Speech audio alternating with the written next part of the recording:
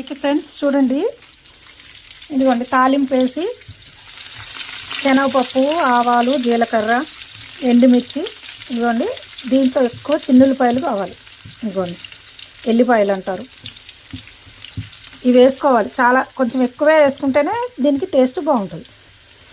ఇవి కొంచెం వేగిన తర్వాత తోటకూర వేసుకోవాలి. పసుపు వేసుకోవాలి,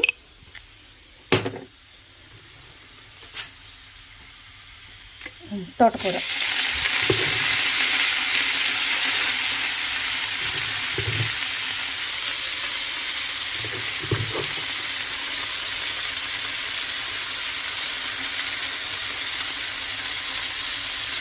ఎక్కువ ఈ రెడ్ తోటకూర దొరుకుతుందండి.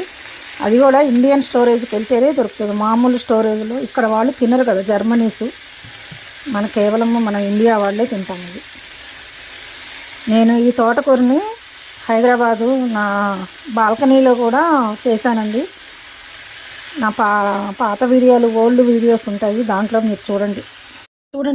ఇదిగోండి ఉప్పును కారము సరిపడా వేయాలండి. నేను వేసాను, క్లిప్ తీయటం మర్చిపోయానండి. ఇదిగోండి చూడండి, ఇలా ఫ్రై చేసుకోవాలి. చూసారా, తోటకూర ఫ్రై ఈజీగా అండి, చాలా బాగుంటుంది. ఎమ్మి ఎమ్మి, ఇంకా వేరే ఏ కర్రీ అక్కర్లేదండి, ఇది ఒక్కటి తిన్నా చాలు. ఓకే అండి, బాయ్ అండి. లోకా సమస్త సుఖినో భవంతు, అందరూ బాగుండాలి, అందులో నేను ఉండాలండి. Bye bye bye.